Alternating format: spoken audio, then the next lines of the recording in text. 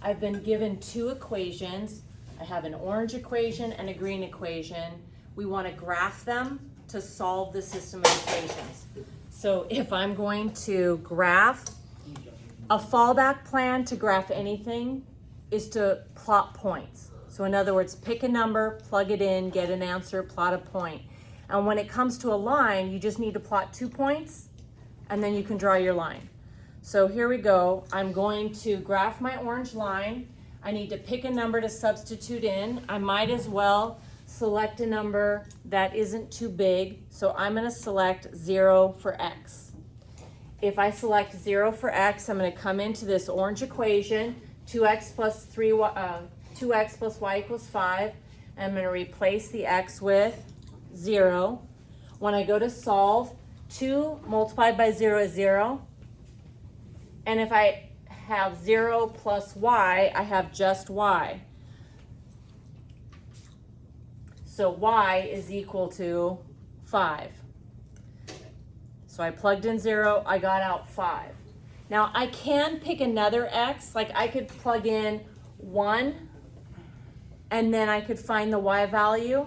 But you don't have to limit yourself to only selecting numbers for x. You could select numbers for y instead. So I'm going to pick 0 for the y value, and I'm going to replace the y with 0.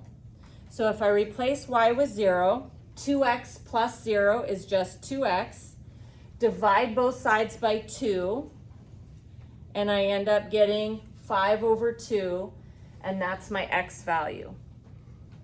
It's completely your choice. If you wanted to instead select 1 for x and make that 2 times 1 plus y equals 5 and solve, that's fine as well.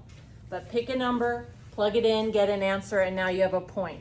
So let's plot these 2 points. Now Alex has that feature where you can do the plot point so you don't have to worry too much about the fractions.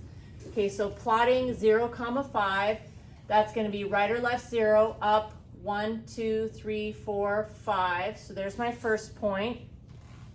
Then 5 halves, 2. Again, if you use the point plotter, right 5.5, which is 2.5, 0. It's right about there.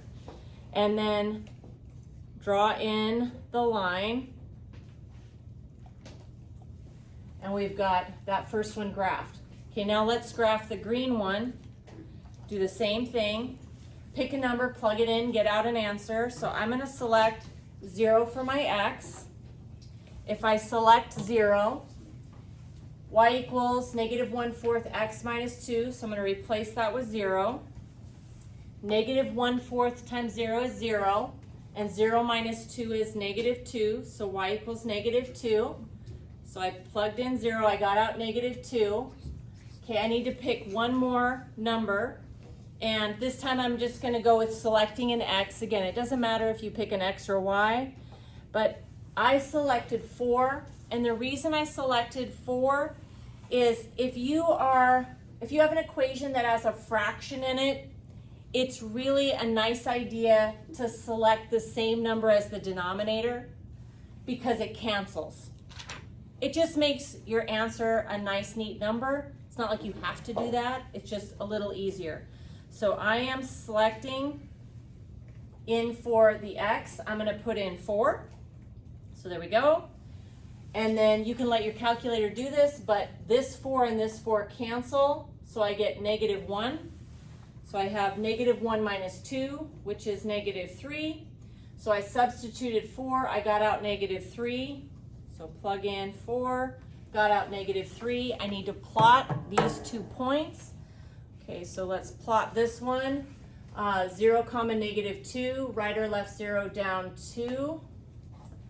Okay, and then plot 4, negative 3.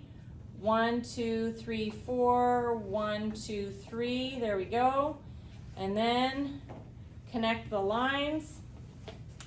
And our solution is where the 2 come together, and they're coming together right there. That's their intersection. Right 1, 2, 3, 4. Down 1, 2, 3. So right 4, down 3.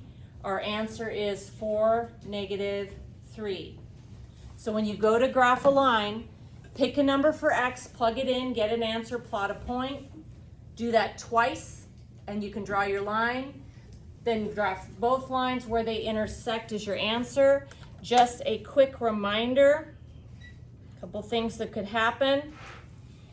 The solution to a system of equations is where the two graphs intersect, so that's where they came together.